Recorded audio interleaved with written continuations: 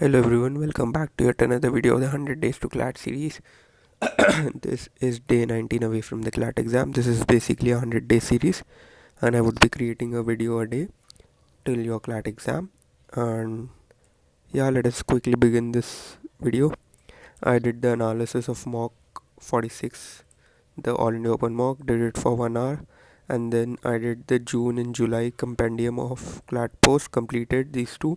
May 1 is left, and I'm not sure even I did the June one once. Let me check. Yes, I did away the June, and then I did Quants 45 first passage. I mean, I did it half. Then I was just too headache of a person to do that. Then I did not do analytical reasoning. I did not do AON. I did not do vocab. Now there's a time wherein I have to make serious reforms. The reason being there are only 19 days, and I'm not using my 100% energy or 100% peak. Yesterday I was having a severe headache, so I just slept a lot yesterday. But from now, these 19 days, I have to spend at least a minimum of 9 hours every day to study, because now we cannot afford to make these excuses like I had a headache or something like that.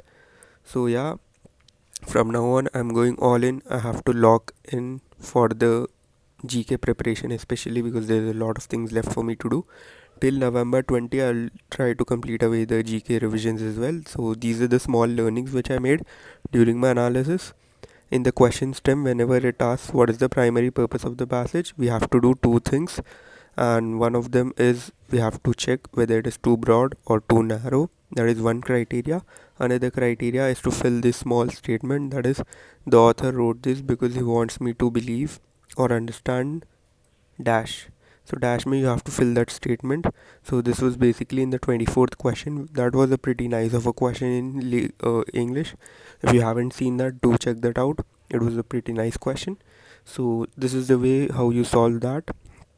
And another thing is, whenever there is a big option in legal reasoning, I have to make sure to read it completely, as the probability of that being right is more. So this was basically the first question of legal, जहाँ पर delegated task के बारे में कुछ बताया गया था, and I did not read the entire option, which made me to get that question wrong. And so yeah, whenever there is a bigger option, the probability of that being right is more, so I have to read that completely. Whenever in doubt between two options, make sure to apply the tone technique. So what does this tone technique means is we have to choose tone as in the passage में जो tone है, the option shall also have that similar tone. This was a observation which I made in the question 86 of logical reasoning, जहाँ पर if I would have realized कि the author wants to convey a more of a positive tone and a negative tone simultaneously, I could have gotten this right. But the option which I chose had negative tone, but I wanted a positive negative tone. So yeah, tones can also help us in eliminating closer options. So that is something which I'm not applying right now, but I will do from the next mock on.